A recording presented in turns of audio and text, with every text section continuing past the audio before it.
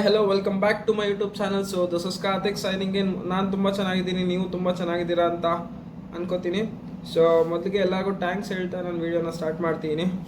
ಏನಕ್ಕಂತ ಅಂದರೆ ಆಲ್ಮೋಸ್ಟ್ ನಾನು ಒಂದು 2-3 ದಿವಸದಿಂದ ಕಂಟಿನ್ಯೂಸ್ ಆಗಿ ವೀಡಿಯೋಸ್ ಅಪ್ಲೋಡ್ ಮಾಡೋಕ್ಕೆ ಟ್ರೈ ಮಾಡಿದೆ. ಆ್ಯಂಡ್ ನನಗೆ ಎಕ್ಸ್ಪೆಕ್ಟು ಮಾಡಿರಲಿಲ್ಲ, ಎಕ್ಸ್ಪೆಕ್ಟೆಡ್ ದ ಅನ್ಎಕ್ಸ್ಪೆಕ್ಟೆಡ್ ಅಂತ ಅಂತಾರಲ್ಲ, ಅದು ನನ್ನ ಕೇಸಲ್ಲೇ ಆಗಿದೆ.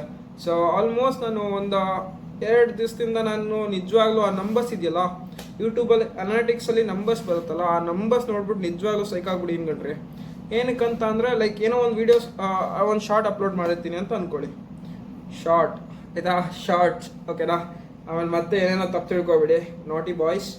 ಸೊ ಅದನ್ನ ಶಾರ್ಟ್ಸ್ ಅಪ್ಲೋಡ್ ಮಾಡಿರ್ತೀನಿ. ಅದು ಏನಾಗುತ್ತೆ ಅಂತ ಅಂದರೆ ಆ ನಂಬರ್ಸ್ ನಾನೀಗ ಒಂದು 10 ನಿಮಿಷ ಆಗಿರುತ್ತೆ ನಾನು ವೀಡಿಯೋ ಅಪ್ಲೋಡ್ ಮಾಡಿ.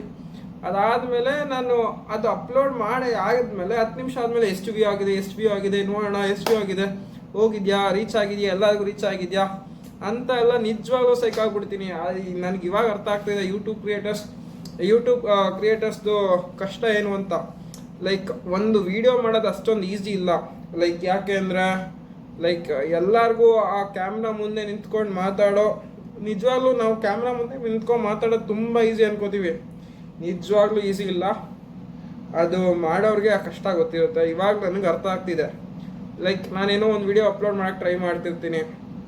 ಆ ಟೈಮಲ್ಲಿ ಏನಾಗುತ್ತೆ, ಒಂದೊಂದು ವರ್ಡ್ ಇರುತ್ತೆ, ಅದನ್ನ ಸ್ಪಷ್ಟವಾಗಿ ಹೇಳಕ್ಕೆ ಬಂದಿರಲ್ಲ.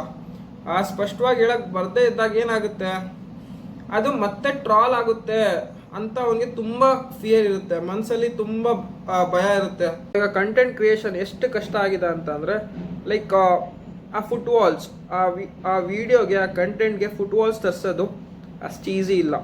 ಸೊ ನೀನು ಕಂಟೆಂಟ್ ಏನಕ್ಕೆ ನೋಡಬೇಕು, ನಿನ್ನ ಕಂಟೆಂಟಿಂದ ನನಗೇನು ಸಿಗ್ತಿದೆ, ನನಗೇನು ಬೆನಿಫಿಟ್ ಇದೆ, ನಾನು ಆ ನಿನ್ನ ವೀಡಿಯೋ ನೋಡಿ 10 ನಿಮಿಷ ವೀಡಿಯೋ ನೋಡಿ ನಿನಗೆ ವಾಚ್ ಅವರ್ಸ್ ಬಸ್ಸೋ ಬದಲು ನನಗೇನು ಸಿಗ್ತಿದೆ, ಆ ಥರ ಎಲ್ಲ ಕ್ಯಾಲ್ಕುಲೇಟಿವ್ ಆಗಿ ಯೋಚನೆ ಮಾಡೋಕ್ಕೆ ಸ್ಟಾರ್ಟ್ ಮಾಡಿದ್ದಾರೆ ಜನರು. ತುಂಬ ಕ್ಯಾಲ್ಕುಲೇಟಿವ್ ಆಗಿ ಯೋಚನೆ ಮಾಡೋಕ್ಕೆ ಸ್ಟಾರ್ಟ್ ಮಾಡಿದ್ದಾರೆ. ನಾವು ಒಳ್ಳೆ ಕಂಟೆಂಟ್ ಕೊಟ್ಟರೆ ನಿಜವಾಗ್ಲೂ ಜನ ನಮ್ಗೆ ಸಪೋರ್ಟ್ ಮಾಡೇ ಮಾಡ್ತಾರೆ, ಆ ಭರವಸೆ ನನ್ನಲ್ಲಿದೆ. ಸೊ ಆ ಥರ ಕಂಟೆಂಟ್ ಕೊಡೋಕ್ಕೆ ನಾನು 100% ಎಫರ್ಟ್ ಹಾಕ್ತೀನಿ. ಸೊ ಇದೊಂದಂತೂ ಗ್ಯಾರಂಟಿ ಮಾಡ್ತೀನಿ. ಸೊ ನಾನು ಸೊಸೈಟಿಗೆ ಯೂಸ್ ಆಗೋವಂಥ ಕಂಟೆಂಟೇ ಕೊಡ್ತೀನಿ, ಅದು ನನ್ನಲ್ಲಿ ಭರವಸೆ ಇದೆ. ಸೊ ನೀವು ಅದಕ್ಕೆ ಸಪೋರ್ಟ್ ಮಾಡ್ತೀರಾ ಅಂತ ನಾನು ನಂಬಿದ್ದೀನಿ. ಆಮೇಲೆ ಇನ್ನೊಂದು ಏನಂತ ಅಂದರೆ ಇದಕ್ಕೆ ಬೆಸ್ಟ್ ಎಕ್ಸಾಂಪಲ್ ಏನು ತೊಗೋಬೋದು ಅಂತ ಅಂದರೆ ಸಿನಿಮಾ ಇಂಡಸ್ಟ್ರಿ.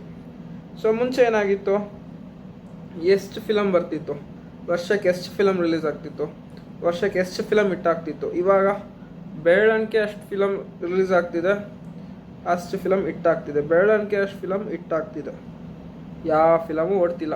ಅದೇ ಥರ ಕಂಟೆಂಟ್ ಕ್ರಿಯೇಷನ್ ಮಾಡಿದವರೆಲ್ಲ ಓಡುತ್ತೆ ಅಂತ ಇಲ್ಲ.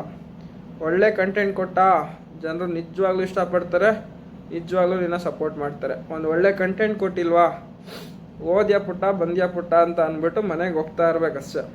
ಸೊ ಆಮೇಲೆ ಇನ್ನೊಂದು ಏನಂದರೆ ಎಲ್ರಿಗೂ ರಾಂಗ್ ಅಸಂಪ್ಷನ್ ಇದೆ. ಸೊ ನಾನು ಯೂಟ್ಯೂಬಿಗೆ ಬರಬೇಕು ಅಂತ ಅಂದರೆ ನನ್ನ ಹತ್ರ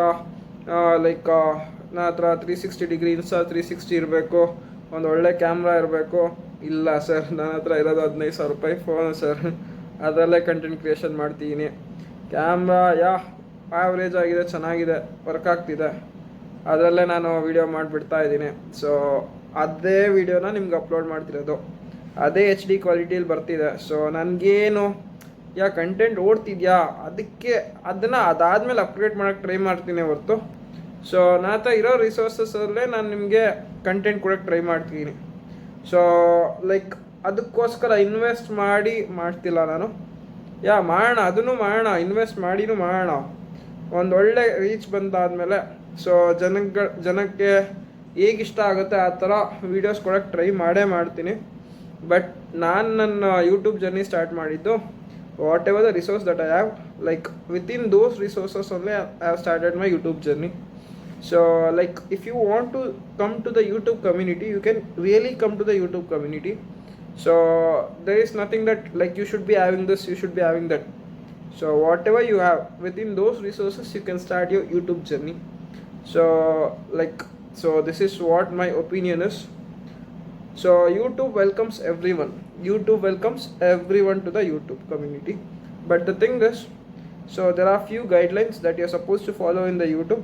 So you are supposed to follow those guidelines.